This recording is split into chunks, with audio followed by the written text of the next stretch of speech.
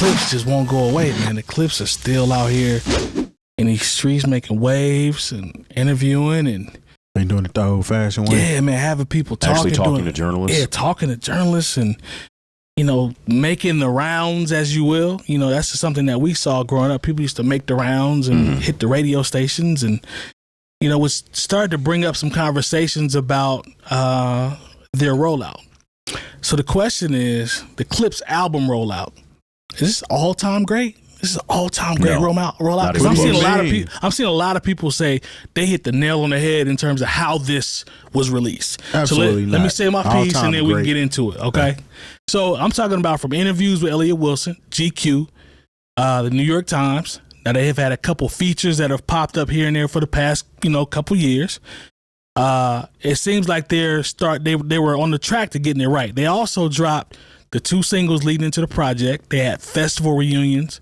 And they also had the controversy with Rock Nation, Kendrick, The Verse, all of this Louis stuff. Vuitton fashion show. Thank you, Louis Vuitton fashion show. ESPYs, yeah. All this stuff led up into. That was awkward. Well, I mean, it was horrible. They played some of the joints at the WNBA game. Thank you. Game there too. we go. Thank you. So all this led up to this Clipse explosion, right? Sure. So what do you guys think? Is this rollout truly an all-time great rollout? And I want to ask why. Or why not? No, because I remember what rollouts look like. You know, when there was no streamers to go sit down. Hold on, time out.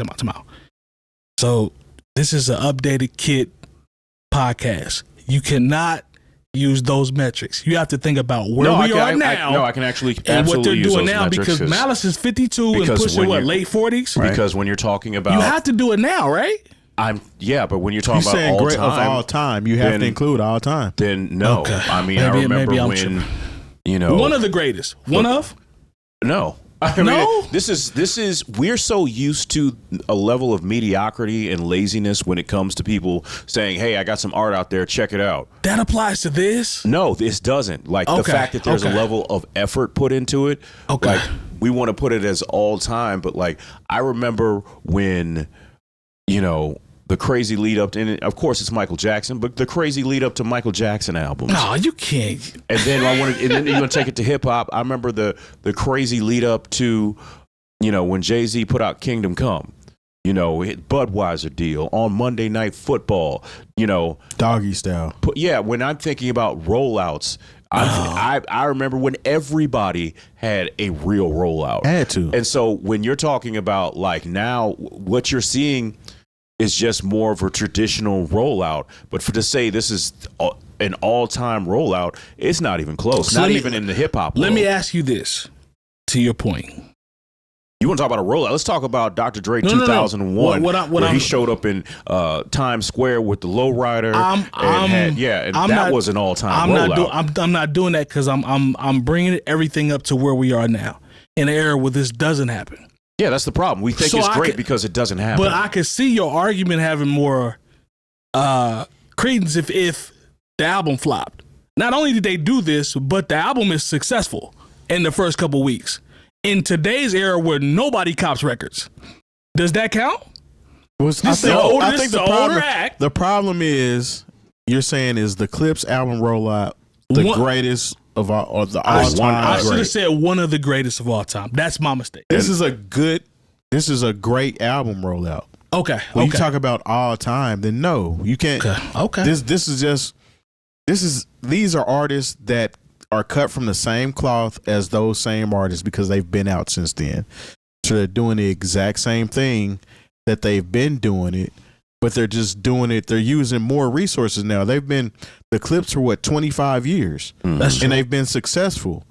So they can do it on a grander scale now that still mirrors what was done of old. So let me ask you this, bro. Coming right back to you. So if you take into the consideration the times that we're in now, their age. You can't say their age, though. What does your age have to do with it? Because to me, this is just my opinion. To me, they're not supposed to be this successful at that age. But what does that have to do with the rollout? Because to me, LL Cool J didn't roll out nothing like this, and he older than both of them. Well, people wasn't anticipating the LL Cool J album the same way they're But anticipating what I'm saying the Clipse is, to me, when I see the Clipse are like a, and I hate to say this, but I'm using this from an R&B standpoint. It's like a legacy act at this point. Well, you have to consider, right? Or am I wrong? Pusha T has never stopped. I'm talking about the Clipse, though. Okay, but Pusha T is part of the Clipse. Yeah. Pusha T has never stopped putting Malice has out never music. stopped. Malice hasn't either. He just didn't release secular music. Right. People have been wanting a Clipse album for the past 15 years. Have they not? I don't know if they've been wanting it like that outside of, we fool with the Clipse. So I don't know if the masses have been waiting on the Clipse album. I'll say it like this. If somebody was a Pusha T fan, okay, or somebody was a Clipse fan back in the day, there's been murmurs of when are y'all gonna drop a Clipse album, and he would say, you have to talk to my brother about that. My brother doesn't do this anymore. That's fair. I'm out here by myself right now. That's fair. So they pretty much just picked up where they left off. I don't feel like, and age has nothing to do with that. I don't think. I mean, you're bringing up that dude is 52 and Pusha T, well, Malice is 52 and Pusha T is 48. I'm giving them peace for that, by the way. But that has nothing to do with them rolling out an album. I think it does, actually. I think it does. All right. So I actually disagree on many accounts here. So I was just letting y'all get your stuff off. That's fine. The Clipse rolled out in a very traditional way that does not work unless you are a legacy, to Mike's point, unless you are already a legacy artist. Right. Or you are somebody that already has the connections to where you can hit all of the major legacy media places, that you have connections at the ESPYs, that you have connections with the NBA, that you have connections with the Rock Nation, that you can do all these things. Nobody can do what the Clipse did. Nobody, unless you have been in the game for a long period of time. And I talked about them being in the game and having those resources. Sure.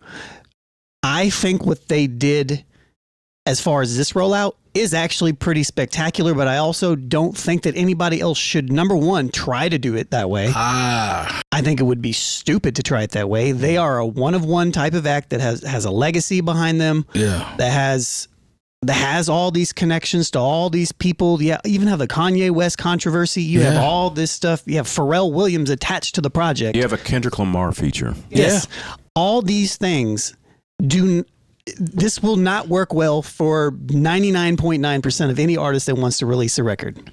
It just won't. It's just not going to work. The legacy media is the people that consume that are the people that want a Clipse album. Yeah.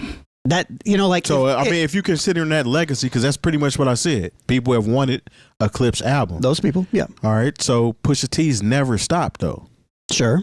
So he still has people checking for him. It's just a Clipse album. My whole point is, they did something that's great, that's awesome. But when we talk about the greatest rollout of all time, I can't go for that. There's nothing you can tell me that's going to make me say this is the greatest rollout of all time. This is a great rollout for the 2000s. Let's say 2010s, 2020s, right now. I'll take that. So one of the greatest. Maybe the wording is wrong. I think the reason why you could potentially put it in that category, even though this is something that I don't give an entire out. Who cares who has the greatest rollout of all time, right? Yeah, we just talking. But the fact that they were able to accomplish this in this particular climate where legacy media is dying, that's my talk point. shows are going away. Like live streamers are becoming the new go-to thing. They didn't do any of that. Yep.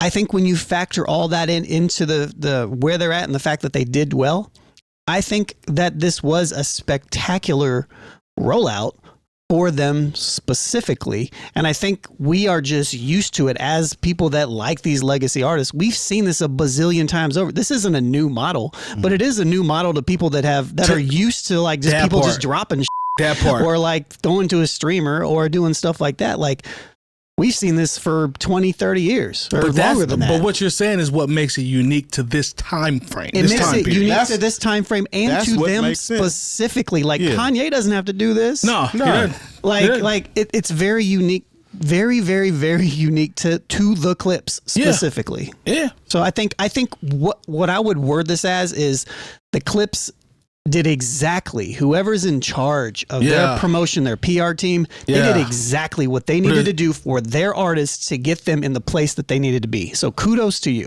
That's real. That's a different conversation. That's real. If you're talking about what they were supposed to do and what they did with what they have, the resources, and the music actually spoke for itself. It was a good project. That's the part.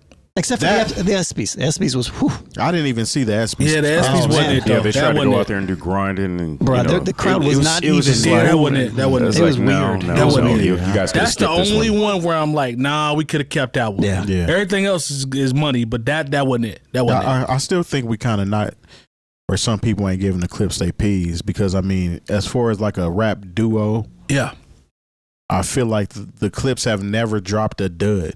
No. Well, Mike Tyson blow to the face. It was on that record. That is not a bad record, man.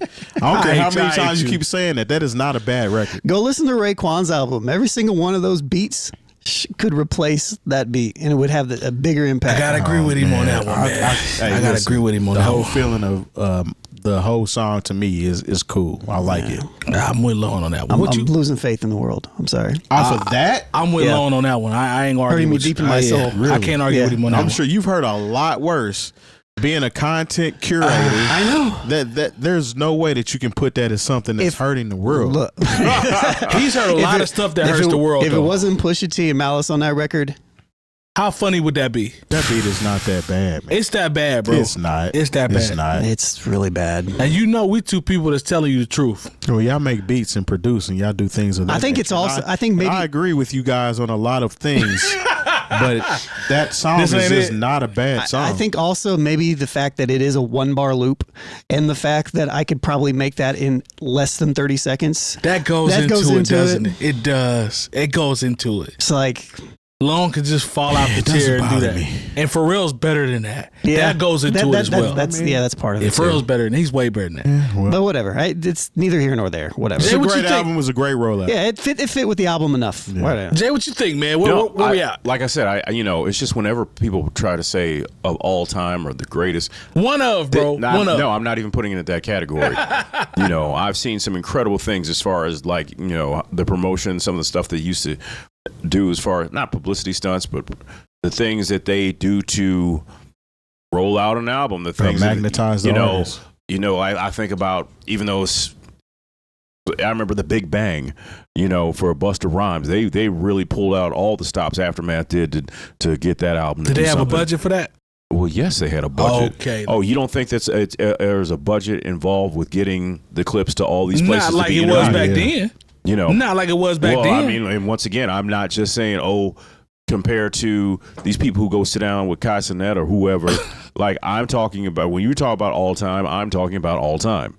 So, like the 50 Cent and Kanye. Now that was a great rollout for the both of them. Now that right joint there, rollout. That's one of the top ones. Now that is crazy. That's a different level. I agree. So I just. Like I said, I think this is specific to them. This is something that they could pull off. Like, even when, LL did his, rollout, if you will, he sat down and, he was with Shannon Sharp. He talked to Charlemagne the God, he talked to people who actually, I'd say a little bit more contemporary in the media space now. It's just there was a different vibe behind it, and I like the LL record, but it ain't laying like this. Well, the music of the clip put out was better, and I like the LL record. I thought there were some joints on there, especially the first 2 or 3 that they put out. The one with because the ones that I thought like Q-Tip was really in his bag, but having an LL Cool J record produced by Q-Tip just doesn't move the needle the same way as a Clipse album produced entirely by Pharrell. It would have if it was better. No, I don't think it would have. I think that's more so. So when we talk about a legacy artist, I think about LL as a legacy artist. Yes. Versus Clipse. And again, Clipse have been in the game a long time, but they're still active. LL has not dropped an album before this, I don't know how long, early 2000s? No, he maybe put out. It's been long. There was Exit 13, but that was still, that was still well over. He's 15. not the LL that people were checking for. Right. The reason why I feel like they're not a legacy artist like that is because people are still checking for them. I think you're putting a lot of weight on Push's activity. No, I'm not. No. He's been very active. No, I'm saying you're putting a lot of weight on Push's activity as it relates to the Clipse. The Clipse's entity. Yeah, like I think you're putting a lot of weight on Push's. I think so, maybe a little bit too. Like I feel like there's different levels of legacy. I mean, obviously LL is more of a legacy artist than Clipse, but the Clipse as an entity together haven't dropped Changed anything up album in 15 years. You know, 15 years, yeah. So I mean, I think there's just levels to it, but you know, I didn't really think I was ever going to get another Clipse album. So I ain't either. But I I'm didn't saying, either. I guess I gauge a legacy artist as something totally different. yeah, we're older, man. Yeah. We older. You know, But legacy artists are usually artists that are touring specifically off of their older records. shit. yeah, They're I get not that. dropping. So like, if I they get drop an album right now, and you go to their concert, you might not really rock with that album. You would rather hear the old shit. Whereas the Clipse just dropped an album where if they go on tour right now, I just want to hear this. Right. You might be able to give me like 2 or 3 songs off something else. You can do your legacy tour later. What do you think Pusha was performing on his shows? His solo joints or his verses from the Clipse? Prime mixture of both. Probably I would both. say so. But I would every say so. artist does. It doesn't matter how long you've been around. Every artist, when they tour, does something. Unless it's an album specific tour. I'm going to play this album from front to back. Mm-hmm. Every artist includes some joints off their later albums. They'd be dumb not to. Earlier, you know what I'm saying? They'd be dumb not to. I mean, and that's why when I think of a legacy artist, I don't classify them as a legacy artist. I feel like they're still very active to the point where I still expect dope new shit from them versus I just want to go here, get rich or die trying, play it from beginning to end. Mm-hmm.